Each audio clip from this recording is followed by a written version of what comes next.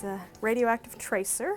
It won't make you feel any different. Hi, I'm Corinne Bell. I work in nuclear medicine at the Queen Elizabeth Hospital in diagnostic imaging, and I've been working in this field for over 30 years. Nuclear medicine combines a lot of different aspects. We have imaging, we have lab work, we have the patient work. So there's not one thing that you're doing all the time repetitively. There's always something new coming out too. There's PET imaging that's coming out, positron emission tomography, which is exciting, and that seems to be where the whole field is going. So everything is changing. It's always been changing throughout my whole career. It's never been stagnant. It's always been interesting and a joy just to go in to work every day. In nuclear medicine, we inject a radioactive material. Sometimes it may be injected or orally given to the patient. And then we wait a period of time, and then we scan the patient for the distribution of that radioactivity. It may be for bone or heart or liver, and there's the cameras wait and absorb the information from the patient, the gamma rays, and that's what we're measuring. And that takes a period of time. So our scans aren't like an X-ray where they're poof, it's done. They take minutes to 5-10 minutes to do a study, sometimes 15. You have to be a people person. You have to be able to juggle a lot of things.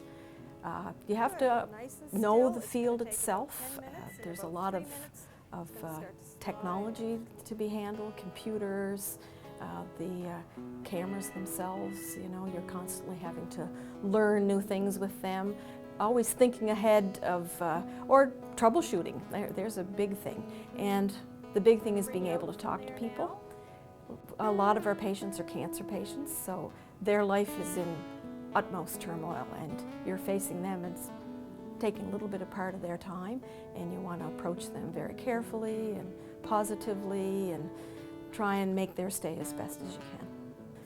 My story, I was just out of high school, and you know, most high school students don't know what to do for an occupation, so we had a neighbor who knew somebody who was working in the field, and it looked interesting and had a lot of different components. So I went to Nova Scotia Institute of Technology. That's before it came into the degree program, but it was a really good experience. Small classes, and they still are, probably averaging about 6 people, so you become a very close group, and you have a lot of, the first year is all didactic, so you're in the classroom, you're learning, and then the second year is more involved on-site and working. There's different programs now. There's a diploma program and a bachelor's program. Both require a high school education, grade 12, and you need math, science, physics, chemistry, and English. Yeah. So those are the basic requirements. A lot of students nowadays already have a degree, but that doesn't necessarily mean that they'll get into the courses first. Dalhousie has a degree program, and then across the country there are some diploma programs or degree programs, both Toronto, Calgary, Vancouver. I think the number one reward is the patient. Do you feel like you're doing something for them? You tend to treat everybody like they're your mother, your brother, or your sister.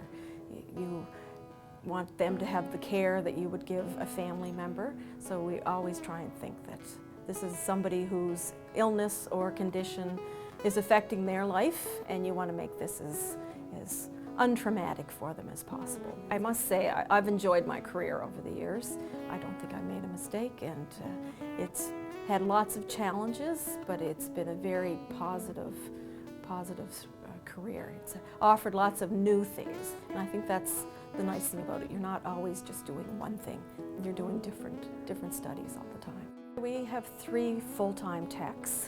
It's the only nuclear medicine department on the island, and those are all the openings. We have 1 casual working now, and we're pretty well at our area. Now we're looking at probably a couple of us retiring in the next 3 or 4 years, so certainly there will be jobs coming.